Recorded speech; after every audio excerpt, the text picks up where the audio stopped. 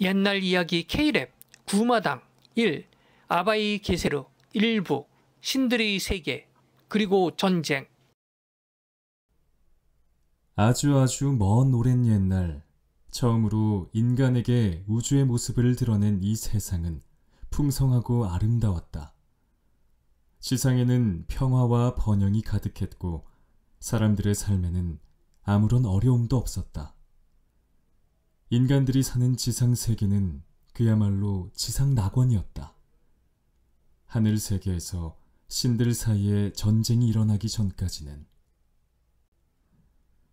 태초의 우주는 우리의 지구하신 하느님, 영원한 푸른 하늘님을 중심으로 신들이 사는 하늘 세계, 사람들이 사는 땅 위의 지상 세계, 그리고 사후 세계를 관장하는 에를리칸의 영토인 지하 세계로 나뉘어 조화로운 모습을 하고 있었고, 하늘 세계의 동서남북 사방에는 각기 다른 탱그리들이 살고 있었다.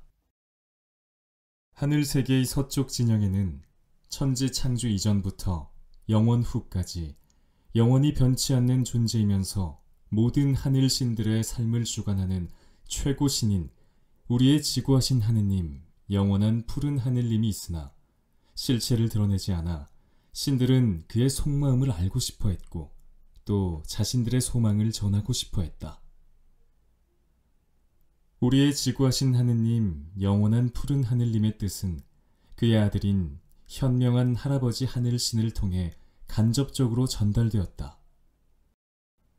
현명한 할아버지 하늘신에게는 장자인 행복을 주는 신사 외에 9명의 동생 탱그리 외에도 정령이 있고 여신이 있어 아버지의 일을 도와주고 있었다. 특히 죽은 깨투성이 박식한 할멈은 하늘 세계에서 혼사를 도맡아서 하기도 하고 새로 태어나는 생명들에게 축복을 내리는 일을 책임지기도 해서 하늘과 지상에 사는 불의 한가운데 할멈의 도움 없이 세상에 태어난 자는 단 한 명도 없었다. 죽은 깨투성이 박식한 할멈은 통찰력이 뛰어나 큰 위기가 닥치기라도 하면 우리의 지구하신 하느님, 영원한 푸른 하늘님의 뜻을 헤아리기 위해 하늘신과 인간들의 운명을 기록한 운명의 책을 열어보고 신속한 해결책을 제시했다.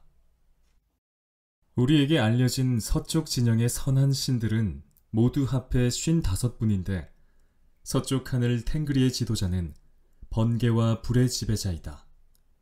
그에게는 아들 셋과 딸 셋이 있는데 둘째 아들이 후일 지상의 인간을 구원하기 위해 하늘에서 신으로서의 삶을 포기하고 인간으로 환생하여 지상에 강림한 아바이 게세르로 하늘 세계에서의 이름은 하늘과 땅의 심판자이다. 그는 부해라는 별칭이 따라다니는데 부해는 아주 힘센 해결사라는 뜻이다. 반면 동쪽 진영에는 44분의 탱그리가 있었는데 그들은 중계에 사는 인간들에게 헤아릴 수 없을 만큼의 많은 눈물과 한숨을 자아내게 했다. 동쪽 탱그리의 우두머리는 가장 나이 많은 핏빛 간교한 아재 탱그리이다. 각설하고 이제 이야기를 시작해보겠다. 평화로운 날들이 계속되던 하늘의 서쪽 진영에 큰 불행이 닥쳤다. 지상의 인간들에게 밝은 빛을 던져주는 태양의 빛은 자손 여럿을 보았다. 그중 유독 나란 고흔을 어여쁘게 여겼다. 나란 고흔이란 지상의 인간들이 알아듣도록 풀어보면 태양의 영광 정도로 해석이 되겠다. 태양의 영광이 갑자기 심한 기침을 하고 병석에 누운 지 3년이나 지났지만 기침과 가슴앓이가 점점 심해져 해가 갈수록 더욱더 수척해지기만 할 뿐 자리에서 누워 일어나질 못하고 있었다. 영원 불사로 알려진 탱그리가 영원한 어둠의 지하 세계로 간다면 천지 창조 이후 오랫동안 지켜온 하늘 세계와 지하 세계의 질서와 우주 조화가 깨지고 마는 것이다. 더 이상 손을 써보기 어려울 정도로 쇠약해져가는 태양의 영광을 보면서 서쪽 진영의 하늘신들은 발만 동동 구르고 있었다. 이때 태양의 영광이 태어나도록 도와주고 잘 성장하도록 살피고 있던 죽은 깨투성이 박식한 할멈이 신들의 운명을 기록해둔 비밀스러운 운명의 책을 펼쳐봐야겠다고 생각했다. 만약 이 연약한 처녀가 병들어 죽기라도 할라치면 그것이 동쪽 하늘 진영의 핏빛 간교한 아제탱그리의 어두운 마법이라면, 그렇게 해서 그녀가 영원한 어둠의 세계로 떨어지기라도 한다면 하늘의 서쪽 신들은 모두 앞다투어 목숨을 구걸하며 하늘의 동쪽 진영에 무릎을 꿇고 백기투항할 것이다. 동쪽 진영의 사악한 탱그리들에게 끝도 없는 구박을 받으며 영원히 죽지 않는 구차한 삶을 살아야 할 것이다. 그리고 그 결과로 인간들이 사는 지상에는 형언할 수 없는 고통과 슬픔이 생겨날 것이다. 죽은 깨투성이 박식한 할멈은 책을 꼼꼼하게 반복해 읽어 확인하고는 환하게 웃으며 짝 하고 손뼉을 쳤다. 그리고 하늘과 땅의 심판자를 불러오라고 명했다. 태양의 영광, 병을 고치려고 하신다면서 어째서 제가 필요한 거죠? 저는 의술도 모르고 약초에 대해서는 더더욱 무지합니다. 이 할멈에게는 태양의 영광 병을 고쳐야 한다는 욕심밖에 없다네. 이제 잠시 후면 어둠이 걷히고 아침에 햇살이 비추게 될 걸세. 바로 그때 자네는 태양이 지배하는 세상의 끝자락에서 한 마리 백색매가 신기한 노래를 부르며 공중으로 비상하는 것을 보게 될 걸세. 그 새의 앞가슴에는 은으로 만든 편지들이 가득 달려있고 그 새의 등에는 금으로 만든 편지들이 매달려 있을 것이네. 바로 그때 자네는 화살처럼 재빨리 하늘로 날아올라 새를 잡아와야 하네. 하지만 그 새를 너무 놀래키거나 죽이면 안 되고 깃털 하나 상하지 않게 조심스럽게 고스란히 산채로 모셔와야 하네. 하늘과 땅의 심판자는 난처한 표정을 지으며 온몸이 눈처럼 하얀 매에 대해 들어본 적이 없다고 말했다. 그러자 아버지에게 가면 젊은 시절 본 적이 있으니 지금 어디에 있고 어떻게 잡으면 된다고 알려줄 것이라고 할멈은 말했다. 과연 할멈의 말대로 서쪽 하늘의 지도자 번개와 불의 지배자인 아버지는 까마득한 옛날의 기억을 더듬어 성스러운 하늘의 서쪽과 북쪽이 서로 만나는 곳에서 귀를 가진 모든 이의 가슴에 파고드는 노래를 하는 백색매를 기억해냈다. 아침 여명이 채 밝기도 전에 바로 그 백색매가 일찍이 들어본 적이 없는 신비한 마법의 노래를 시작하면서 등에 매달린 순금으로 만든 편지들을 읽기 시작하는데, 다 읽은 다음에는 가슴에 달린 순은으로 만든 편지들을 펼쳐 읽느라고 정신을 빼놓아 주위에 별다른 신경을 쓰지 않기 때문에 그때 하늘로 날아올라 잡으면 된다고 아버지는 가르쳐 주었다. 하늘과 땅의 심판자는 아버지의 하늘 마국간에서 준말을 꺼내 주문을 걸어 발사하면 목표물을 겨냥하지 않아도 화살이 저절로 목표물을 찾아 타격하고 돌아온다는 전설의 얼룩무늬 마법의 활과 화살을 마법의 화살통에 매달고 전설의 새를 찾아 험한 길을 나섰다. 끝없이 펼쳐진 초원의 한복판에서 그는 한 줄기 빛처럼 반짝거리는 백색매를 제대로 볼 수가 없었다. 다음 순간에는 밝은 빛에 두 눈이 어두워져 일순간 백색매를 검은 점으로 착각했다. 그는 얼룩무늬 마법의 활과 화살을 꺼내 신들 사이에서 전해 내려오는 주문을 속삭이듯 외면서 쏘았다. 시위를 떠난 불덩이처럼 활활 타오르는 화살은 공중으로 솟구치더니 새의 날개를 향하여 위협했다. 다음 순간 하늘과 땅의 심판자는 백색의 신비한 매를 손에 움켜쥐게 되었다. 죽은 깨투성이 박식한 할멈은 운명의 책에 쓰인 대로 기도와 주문을 외운 뒤 새에 불타는 듯한 가슴을 연약한 처녀의 가녀린 심장에 갖다 댔다. 한참 후 힘이 넘치는 새의 등을 연약한 처녀의 가녀린 등에 갖다 댔다. 신비한 백생매의 용솟음치는 생명의 기는 3년이나 계속되어 온 기침을 멈추게 하고 두 다리와 양팔에 힘이 넘치게 하여 자리를 훌훌 털고 일어나게 만들었다.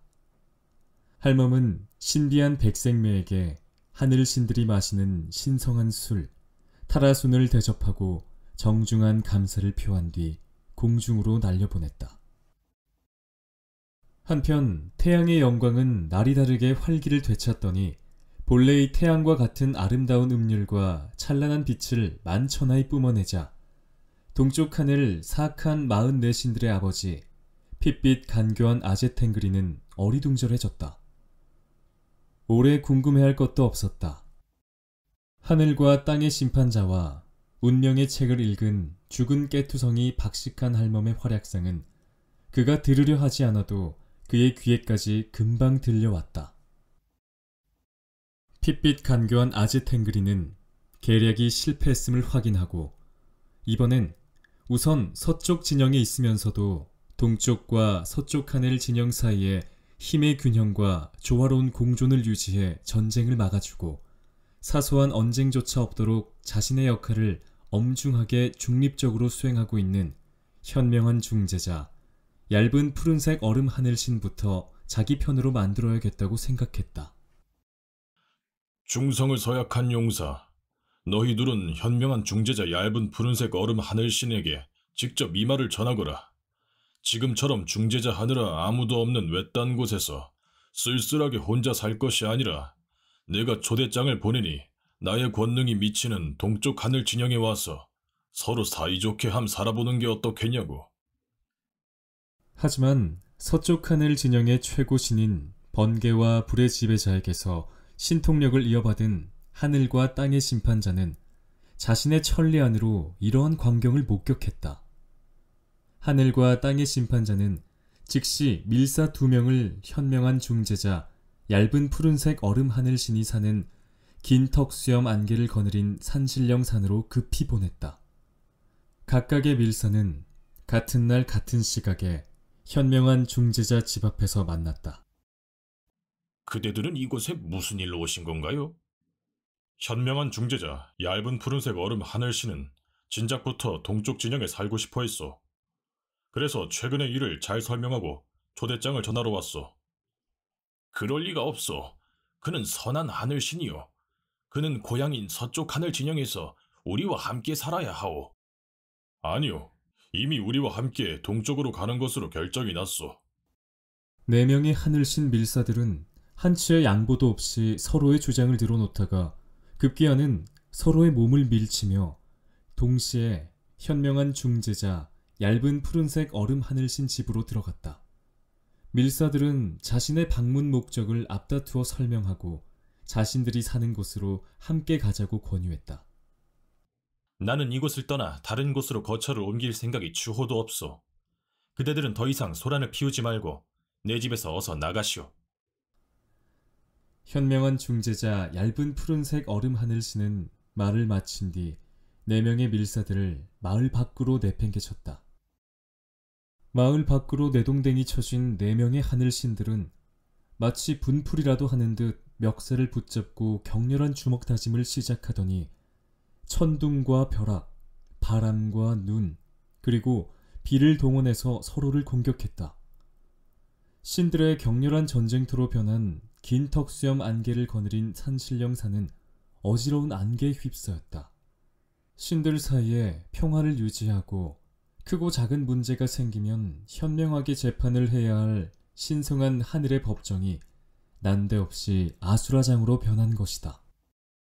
이런 바보 같은 존재들 같으니라고. 하늘신들 사이의 전쟁은 우리의 지구하신 하느님, 영원한 푸른 하늘님이 원하시는 바가 아니란 말이오. 그대들이 정령 불화와 고통을 원한다면 마음대로 하시구려. 이 말을 마친 뒤 현명한 중재자 얇은 푸른색 얼음 하늘씨는 더 이상 싸움을 말리거나 구경조차 안 하고 뒤도 돌아보지 않고 집으로 들어가 버렸다. 서로 몸통 위에 걸터앉아 주먹을 날리던 하늘신들은 어깨에서 기운이 쭉 빠지는 걸 느꼈다. 그렇게 첫 번째 밀사들은 힘없이 축 어깨를 늘어뜨리고 제각기 왔던 길로 되돌아가는 듯했다. 핏빛 간교한 아제탱그리보다도 그의 세 아들이 첫 번째 밀사들의 임무 실패를 아쉬워했다. 하사르 삼형제는 백색 용사, 황색 용사, 흑색 용사이다. 모든 하늘신들의 삶을 주관하는 최고신인 우리의 지구하신 하느님, 영원한 푸른 하늘님의 뜻을 전하는 현명한 할아버지 하늘신이 서쪽 하늘에 산다는 것을 빙자하여 그의 사랑을 독차지하고 자신들을 사악한 마법사로 평가절하하는 행태를 더 이상 참고 볼 수 없다고 그들은 생각했다. 최소한 현명한 중재자 얇은 푸른색 얼음 하늘신이라도 동쪽 하늘로 데리고 와야 힘의 균형이 맞지 않겠는가. 현명한 중재자 얇은 푸른색 얼음 하늘신이 이미 서쪽 진영과 동쪽 진영의 임박한 전쟁을 이해하지 못하고 있으니 자신들이 나서서 설득해야겠다고 생각했다. 한편 서쪽 하늘 진영의 최고신인 번개와 불의 지배자에게서 신통력을 이어받은 하늘과 땅의 심판자는 천리안을 이용하여 핏빛 간교한 아제탱그리의 세 아들이 세운 사악한 계획을 눈치챘다. 아버지의 마국간에서 급히 준 말을 꺼내 안장을 얹은 하늘과 땅의 심판자는 바람처럼 공중을 날아서 서쪽 하늘과 동쪽 하늘 중간에 있는 긴 턱수염 안개를 거느린 산신령 산봉우리로 갔다. 4명의 하늘신들은 인사도 나누지 않고 서로의 얼굴을 애써 외면하면서 동시에 현명한 중재자 얇은 푸른색 얼음 하늘신의 집에 거의 동시에 들어갔다.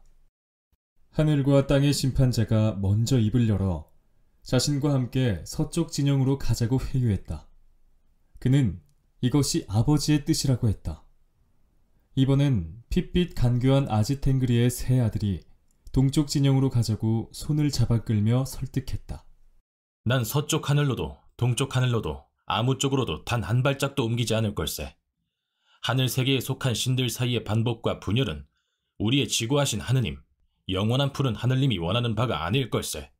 먼저 현명한 할아버지 하늘신에게 가서 우리의 지구하신 하느님, 영원한 푸른 하늘님의 깊고 깊은 뜻을 알아봐 달라고 부탁해야 할 걸세.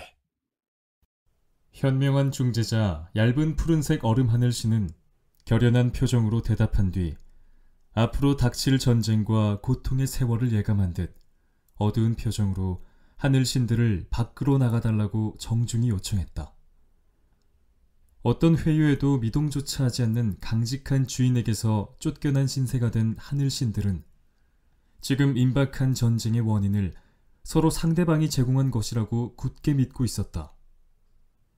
태양의 영광을 병들게 한 사악한 마법을 쓰는 동쪽 진영의 하늘신들의 침략을 응징해야지 그대로 두면 다음엔 더 큰일을 벌일지 모른다고 하늘과 땅의 심판자는 생각했다. 산을 내려오면서도 이들의 머릿속에서는 서로를 탓하며 서로 간의 전쟁은 피할 수 없다는 생각이 끝없이 맴돌았다. 평화를 바라는 현명한 중재자, 얇은 푸른색 얼음 하늘신의 염원과는 상관없이 오늘 바로 이곳에서 서쪽과 동쪽의 핵심적인 하늘신들이 힘을 겨뤄보지도 않고 물러선다는 것은 체면이 서지 않는 일이다. 상대 진영의 중추 세력을 제거할 절호의 기회가 아닌가. 앞으로의 전쟁에 오늘의 전초전은 아주 큰 영향을 주리라. 하늘과 땅의 심판자가 먼저 입을 열었다. 그대들은 셋이고 나는 하나요.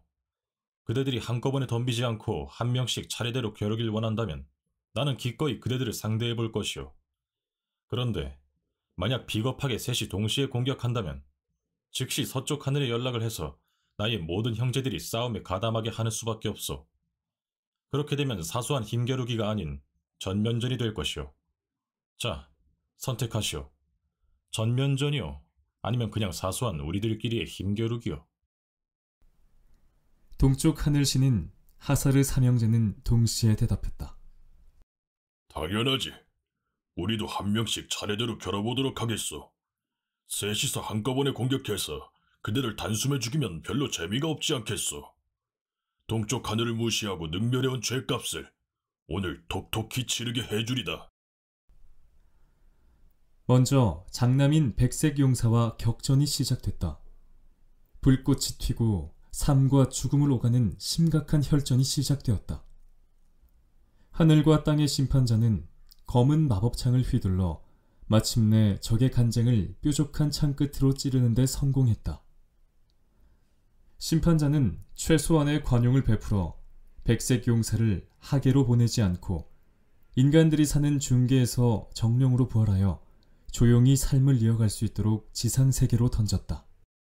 백색 용사가 타고 다니던 준마마저 하늘과 땅의 심판자의 준마가 밝은 은빛 갈기를 물어 흔든 뒤 하늘세계에서 멀리 중계로 던져버렸다. 백색 용사가 추락한 땅은 더러운 저주의 황색 계곡이라 불리게 되었다. 인간 세계에 떨어진 백색 용사가 하늘과 땅의 심판자의 바람과는 다르게 자연을 다스리는 정령이 아닌 인간 형태의 정령인 마법사가 되어 인간들을 지배하는 칸이 되었기 때문이다. 그는 하늘신의 능력은 사라졌지만 가공할 만한 마법을 부리는 마법사이자 인간 세계를 지배하는 칸이 되어 백색 거인이라 불리어졌다. 백색 거인이 인간 세계에 나타나자마자 지상에는 전쟁이 시작되었다. 그의 부하들은 그 수가 머리카락이나 말갈기의 가닥만큼이나 많아졌다. 그렇게 해서 그 전쟁은 점점 규모가 커져갔고 그 규모는 신들이 지상에 간섭을 안 할 수 없을 정도로까지 번져간 최초의 씨앗이 되었다. 하늘세계에서의 신들의 전쟁이 지상세계에 그대로 이어진 단초가 된 것이다. 큰형이 죽는 걸 본 핏빛 간교한 아제탱그리의 둘째 아들이 급히 달려들었다.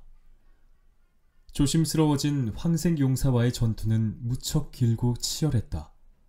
하지만 하늘과 땅의 심판자는 날카로운 창으로 그의 간장을 찔렀고 그를 인간 세계로 던져버렸다. 그 또한 사람들이 더러운 저주의 황색 계곡이라 불리게 된 곳으로 던져졌다.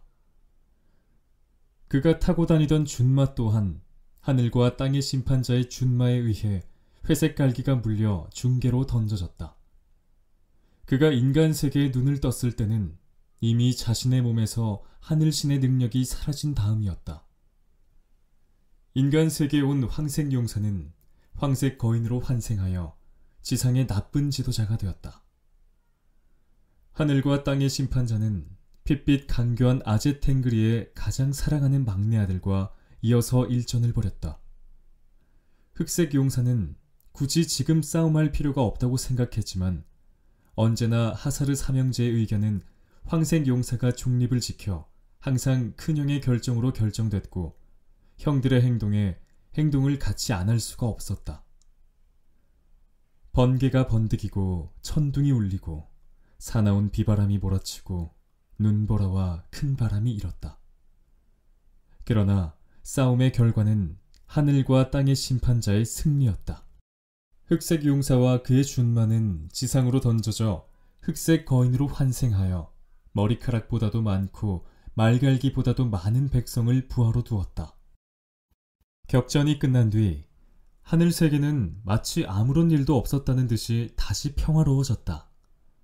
긴 턱수염 안개를 거느린 산신령 산에 어지럽게 끼었던 안개도 다 거쳤다. 다만 지상세계에는 더러운 저주의 황색 계곡으로 불리우는 곳이 생기고 3명의 칸이 탄생하게 된 것이다. 이렇게 해서 그동안 평화롭고 조화롭게 중계에 살던 인간들은 더러운 저주의 황색 계곡이라 불리는 계곡을 중심으로 펼쳐진 샤라블린 지역의 샤라블린 3칸의 출현에 따라 지옥과 같은 고통을 겪게 되는 운명에 처하게 되었다. 태초의 평화는 이제 더 이상 지상세계의 몫이 아니었다. 내 아들 셋을 하늘과 땅의 심판자가 도륙을 내고 아주 힘센 해결사라는 별칭이 붙었구나. 내 혈육, 진정한 하사르 삼형제가 순식간에 비명 횡사했도다. 전령으로 보냈던 중성을 서약한 용사 2명 역시 긴 덕수염 안개를 거느린 산신령 산의 언저리에서 모욕을 당하고는 아무런 기별이 없다. 이제 나 핏빛 간교한 아재 탱그리에게서 평화나 화해와 같은 거룩한 표현을 기대하지 마라. 번개와 불의 지배자와의 조화로운 공존을 기대하지 마라. 현명한 중재자, 얇은 푸른색 얼음 하늘신이 시도하는 화해와 공존은 이제 힘을 잃었으니 이제 전쟁밖에 없구나. 쓰러져간 나의 사랑하는 세 아들의 원수를 갚기 전에는 서쪽 하늘 진영의 방어선이 무너져 서쪽 하늘 신들이 살려달라고 무릎을 꿇고 애걸하기 전에는 나는 나의 복수와 전쟁을 멈추지 않으리라. 동쪽의 모든 하늘 신들이여, 일어나라. 그리고 나가라. 핏빛 간교한 아재 탱그리는 머리를 흔들며 절규했다. 동쪽 하늘신의 지도자인 핏빛 간교한 아재 탱그리의 두 뺨에서는 슬픔과 분노가 이글거리며 활활 타올라 검은 연기와 화염이 얼굴에서 번뜩이었다. 핏빛 간교한 아재 탱그리는 동쪽 하늘 진영의 하늘 신들을 모두 불러 모았다. 이제 복수를 시작한다. 신들의 전쟁은 피할 수 없는 운명이구나. 천지창조 이후 모든 하늘 신들의 삶을 주관하는 최고 신인 우리의 지구하신 하느님, 영원한 푸른 하늘님께서 침묵하고 계신 동안 서쪽 진영의 간교한 하늘 신들은 방자할 대로 방자해져 우리를 무시하고 급기야는 나의 아들을 하늘신의 능력까지 빼앗아 중계로 내쫓았다. 이제 더 이상 참고 기다리는 것은 비겁한 굴종이다. 당당하게 전쟁에 나서자. 서쪽 하늘 진영을 벌하고 범죄자들을 징벌하여 우리의 지구하신 하느님, 영원한 푸른 하늘님의 원래 뜻을 하늘 세계에 우뚝 세우자. 핏빛 간교한 아재 탱그리는 안개를 담당하는 세 명의 신들에게 밤낮을 가리지 말고 안개를 뿜어올리도록 명령했다. 세 명의 추위를 담당하는 탱그리들에게는 온 세상이 꽁꽁 얼어붙게 끊임없이 냉기를 불어넣으라고 명령했다. 석양과 어둠을 담당하는 세 명의 하늘신에게는 밤과 낮을 가리지 않고 어둠을 드리워 온 세상을 밤의 어둠 속에 붙잡아 놓도록 명령했다. 악천후를 담당하는 세 명의 탱그리들에게는 밤낮으로 계속 비를 뿌리도록 명령했다. 하늘 세계를 덮은 안개와 어둠과 추위와 악천후는 서쪽 하늘의 진영으로 몰려가서 온 세상을 전율과 공포로 가득 채워나갔다.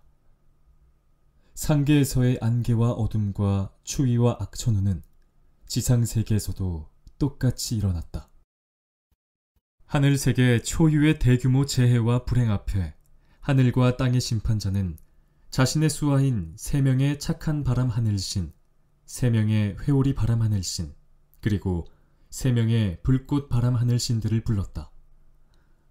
이들 또한 조화로운 하늘 세계를 유지하려 무던히 애쓰고 있었으나 이미 심각한 타격을 받고 있었다. 자연재해는 특정인에게만 국한된 것이 아니라 모두에게 위협이 되기 때문에 이번 전쟁에서 구괴자는 있을 수 없었다. 핏빛 간교한 아재 탱그리의 분노는 점점 커지면서 하늘 세계와 지상 세계, 지하 세계까지도 앞날을 분간하지 못하도록 안개와 추위와 어둠과 홍수를 만들어내고 있었다. 그러나 다행히 신성한 바람을 지배하는 세 명의 착한 바람 하늘신들은 엄청난 힘을 발휘하면서 마침내 안개의 탱그리들이 만든 두터운 안개를 서쪽 하늘 진영에서 몰아냈다. 더 나아가 안개의 탱그리들마저 인간들이 사는 지상세계인 중계로 내동댕이 쳤다. 지상으로 밀려난 안개의 탱그리들은 산과 계곡의 털을 잡고 푸른 안개가 뒤덮인 좁은 계곡에 웅크리고 앉아 봄이면 온 세상의 습기를 다 빨아들이며 중계에 가뭄과 기근을 불러왔다. 인간 세계의 풍요와 수확의 즐거움은 안개를 지배하는 탱그리들이 지상으로 오면서 급격히 줄어들게 되었다. 하늘에 거주하는 신성한 회오리 바람 하늘 신들은 황혼과 어둠의 신들을 밀어냈다. 회오리 바람 하늘 신들에게서 밀려난 황혼과 어둠의 탱그리들은 지상의 황색 바다로 몰려 쫓겨났다.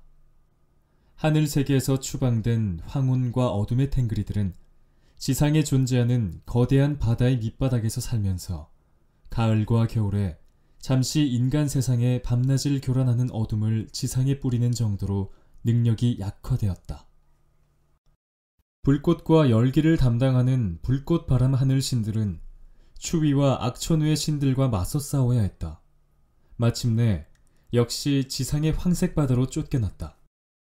지상으로 추방된 악천후의 하늘신들과 추위의 하늘신들은 거대한 바다의 밑바닥에서 살면서 과거의 막강한 힘을 잃고 여름이면 가끔 분노를 일으켜 절개에 맞지 않는 악천후를 지상에 끌어왔는데, 비와 우박을 내리게 한 후에는 날씨를 춥게 하거나 가끔은 태풍을 만들어 홍수를 일으켜 인간들을 괴롭혔다.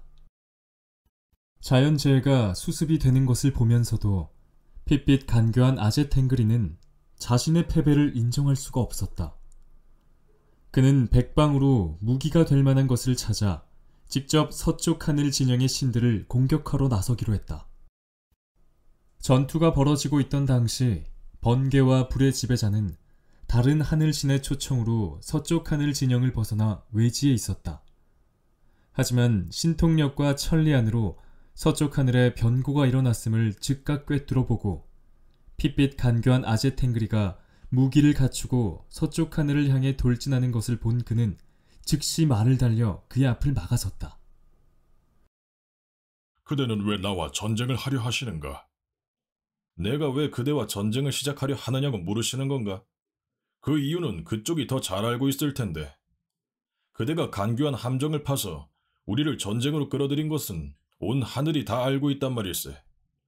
나의 믿음직한 충성을 서약한 용사 두 장수들은 그대가 만든 올가미에 걸려 행방을 알 수 없고, 내가 사랑하는 세 아들은 그대의 아들이 죽여 신이 사는 세상이 아닌 인간이 사는 세상으로 던져져 버렸다네.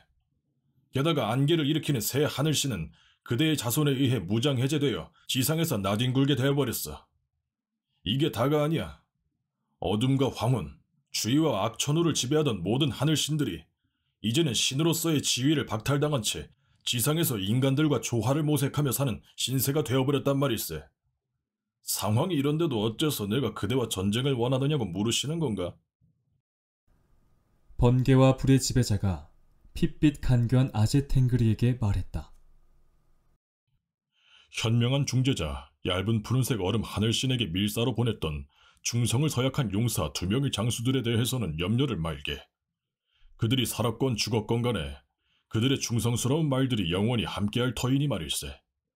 그들이 뱃골이 되었다면 말들 역시 뱃골이 되어 그들과 함께할 것이고, 그들이 새로운 유목지를 찾아갔다면 말들 역시 주인들을 따라 운명을 함께할 것이네. 그대의 세 아들에 대해서도 슬픈 생각을 할 이유가 아무것도 없다네. 인간들이 사는 지상세계에는 신들이 사는 하늘세계보다 더 활기차고 즐거움이 넘치는 곳이라네. 일찍이 모든 신들이 인간세계를 염탐하고는 지상세계로 가려고 수시로 노력하지 않았던가. 지상으로 낙향한 그대의 아들 셋은 간이 되어 명예와 부를 두 손에 거머쥐고 한없이 많은 백성들을 부리며 호사를 누리고 있다네. 비록 인간들은 자네 아들들이 사는 그곳을 더러운 저주의 황색 계곡이라고 부르지만 말일세. 그리고 그대가 가장 아끼는 막내 아들의 운명에 대해 슬퍼할 까닭은 더더욱 하나도 없다네. 안개를 부리는 3명의 하늘신과 황혼과 어둠을 부리는 3명의 하늘신, 그리고 추위와 악천후를 다스리는 하늘신들이 막내 아들의 든든한 부하장수가 되어 모시고 있는데 무엇을 걱정한단 말인가? 그들이 지상에 내려가 자신의 왕국을 건설하고 백성들을 구름대처럼 모아놓고 사는 것은 누가 봐도 부러워할 일일세. 나는 오히려 그들의 운명이 부러울 따름이네. 서쪽 하늘 진영과 동쪽 하늘 진영들 사이에 불화가 시작된 것도 서쪽 하늘 신들이 인간들을 지배한다고 동쪽 하늘 신들이 오해한 데서 비롯되지 않았나. 이제 그대의 아들들이 직접 인간 세상을 다스리게 되었으니 오히려 서쪽 하늘 신들이 동쪽 하늘 신들을 부러워해야 하는 상황이 되지 않았는가. 자네가 교활한 혀를 놀려 나를 기만하려 해도 아무런 소용이 없을 것이야. 우리 아들들의 운명이 어떻게 되었던 간에, 그리고 하늘에 살던 신들의 운명이 어떻게 되어 지상에 살게 되었던 간에 나는 그대와 일전을 겨뤄 그대의 무릎을 내 발 아래 꿇게 할 생각이니까. 비장한 태도로 말을 마친 핏빛 간교한 아제탱그리는 타고 온 적토마에서 내려 적토마의 등에서 안장과 마구를 벗겨낸 뒤 1대1로 맞붙을 자세를 취했다. 번개와 불의 지배자 또한 핏빛 간교한 아제탱그리가 하는 대로 말에서 내려 싸움 준비를 했다. 백색 창조신의 두 아들은 자신들의 계보를 잊은 채 원수가 되어 맞붙어 싸웠다. 그들의 고륙 상쟁은 좀처럼 승부가 나지 않았다. 섬광이 번뜩이고 고함이 온 세상을 뒤덮으며 번개와 천둥이 일었다. 하늘세계의 가장 위대한 두 영웅이 자신들의 명예와 운명을 걸고 일대 격전을 벌였다. 마치 거대한 낙타 두 마리가 날렵한 새처럼 움직이며 싸우는 것처럼 보였다. 그들의 준마들 또한 주인들 곁에서 서로 맞붙어 싸움을 했지만 그들의 싸움 역시 쉽게 승자와 패자를 가리지 못하고 끝없이 계속되었다. 싸움은 밤낮을 가리지 않고 사흘 동안 계속되었다. 어느 한쪽도 양보하려는 기색이 없자 두 하늘신은 잠시 휴식을 취하고 음식을 먹기로 합의했다. 잠깐의 휴전이 이루어진 것이다. 번개와 불의 지배자는 자신의 집으로 돌아와서 음식을 먹는 둥 마는 둥 하며 핏빛 간교한 아제탱그리를 쓰러뜨릴 방도에 대해 골똘히 생각했다. 한참 동안 명상을 하던 그는 무릎을 딱 치며 자리에서 일어났다. 운명의 책을 펼쳐 핏빛 간교한 아제탱그리의 영혼이 어디에 있는지를 알아보면 적을 제압하겠다 싶었다. 운명의 책에는 그의 영혼이 발바닥에 있다고 기록되어 있었다. 번개와 불의 지배자는 즉시 아들인 하늘과 땅의 심판자를 불렀다. 아들아, 지금 당장 내가 겨루는 장소로 함께 가자. 내가 핏빛 간교한 아제탱그리를 들어 올려서 그의 두 발이 하늘 땅에서 떨어져 발바닥이 훤히 보이게 하겠다. 그때 신성한 검은 마법창 끝이 엄지발가락 쪽으로 향하도록 하여 발바닥의 뒤꿈치 부분까지 깊숙이 찔러 그의 영혼이 그곳에 있는지 확인해 보도록 하자. 번개와 불의 지배자는 곧바로 삶과 죽음의 경계를 넘나드는 치열한 싸움의 장소로 향했다. 그들의 말들도 주인을 따라 피를 흘리는 격전을 계속 이어갔다. 그리고 마침내 번개와 불의 지배자가 핏빛 간교한 아제탱그리의 허리춤을 붙잡고 하늘로 번쩍 들어올리자 그의 두 발이 땅에서 떨어져 발바닥이 훤하게 보였다. 바로 그 순간 하늘과 땅의 심판자는 기회를 놓치지 않고 그의 오른쪽 발바닥 뒤꿈치를 깊숙이 찔렀다. 번개와 불의 지배자는 안도의 한숨을 내쉬며 주문을 외며 그의 머리를 황금칼로 베어 인간이 사는 지상세계로 던져버렸다. 번개와 불의 지배자의 준마 또한 그의 적토마를 공격해 갈기를 물고 공중에 몇 바퀴 돌린 다음 저 아래 지상의 세계로 던졌다. 그렇게 해서 패배를 모르던 하늘신을 드디어 잠재우고 하늘 세계에서의 첫 번째 전쟁은 막이 내려졌다. 하지만 여전히 반목의 불신은 남아있었고 하늘에 남아있는 신들 사이의 적대감도 여전히 계속되었다. 그리고 그들의 원한은 생뚱맞게도 지상세계에서 계속 이어지게 된다. 구름이 가득한 하늘세계에서 버림을 받고 지상으로 던져진 핏빛 간교한 아제탱그리의 머리통은 방향 감각을 상실한 채 이리저리 뒹굴었다. 흙먼지가 잔뜩 낀 그의 머리통은 지혜마저 상실한 듯 방황했다. 그러다 어두운 바다에서 방향을 지시하는 별자리를 발견한 듯 계곡과 언덕을 따라 무서운 속도로 질주하기 시작했다. 끝없이 펼쳐진 황무지 위에 바람의 정령이 살고 있는 멀고도 척박한 나라인 바이칼 인근에 산자와 죽은 자의 세계가 갈라지는 사악한 괴물들이 사는 땅에 이르기까지 단숨에 내달린 그의 머리통은 굴러가는 것을 멈추더니 조각난 몸에 남아있는 마법의 힘을 마지막으로 다 끌어모아 마지막 주문을 외우자 교활하고 사악한 지상의 칸인 활활 타오르는 불꽃이 되었다. 인간들에게 파괴적이고 맹목적인 정열을 부추기는 사악한 정령인 활활 타오르는 불꽃의 등에는 10만 개의 눈동자가 번뜩이며 누가 공격하나 감시했다. 10만 개의 눈동자는 사나운 횃불처럼 활활 타올랐다. 그 가운데 한 눈동자는 하늘의 별처럼 새하얀 빛을 내고 있었다. 칠흑 같은 어둠 속에서도 환히 앞을 볼 수 있는 신비한 눈동자였다. 그리고 그는 200가지의 요술을 부릴 수 있고 헤아릴 수 없을 정도로 다양하게 변신하는 능력을 가진 마법사였다. 그는 인간들에게 파괴적이고 맹목적인 정열을 부추기는 사악한 정령으로 산자와 죽은 자의 세계가 갈라지는 사악한 괴물들이 사는 땅을 뜨거운 황무지로 만들어 살기 힘든 땅으로 만들었다. 인간들에게 파괴적이고 맹목적인 정열을 부추기는 사악한 칸, 활활 타오르는 불꽃에게 복종하는 백성의 수는 말의 갈기와 꼬리에 있는 털의 수만큼이나 많았다. 그는 가장 막강한 칸이며 지상 최고의 마법사였다. 칸, 활활 타오르는 불꽃이 가진 힘은 동쪽 하늘에 사는 사악한 하늘신 나사랑기 탱그리가 가진 힘을 8배 크게 한다 해도 그를 당할 수 없을 정도였다.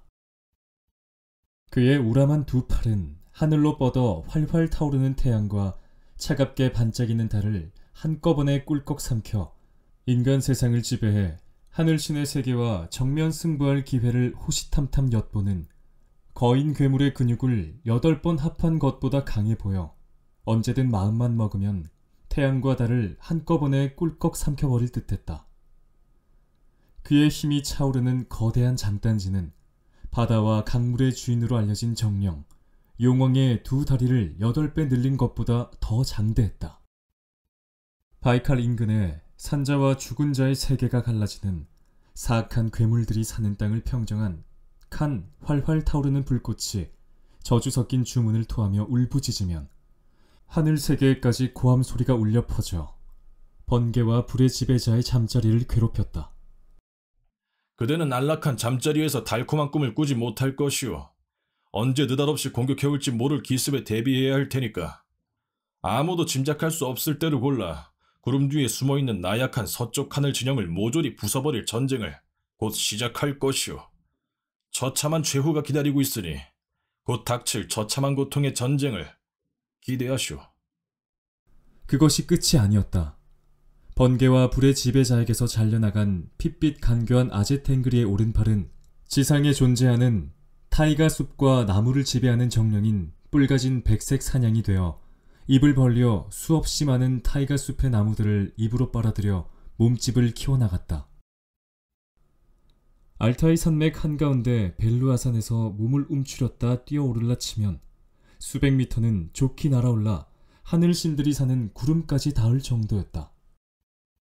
또 왼팔은 죽음 저편의 세계에 떨어져 이름만 들어도 영들이 벌벌 떤다는 죽은 자들을 괴롭히는 가장 사악한 쇠로 만든 채찍을 휘두르는 정령이 되었고, 가슴의 심장은 산자와 죽은 자의 세계가 갈라지는 죽음의 세계 입구인 사악한 괴물들이 사는 땅에 떨어져 인간과 대결할 숙명을 갖고 태어난 머리가 여럿인 괴물 형상의 영악한 호랑이 무늬거인이 되어 어떤 때는 수십 개의 머리통을 사각형으로 된 상자로 덮어 내면에 머리통 하나씩을 배치해 다가오는 적들의 공격에 대비해 보초를 세웠다.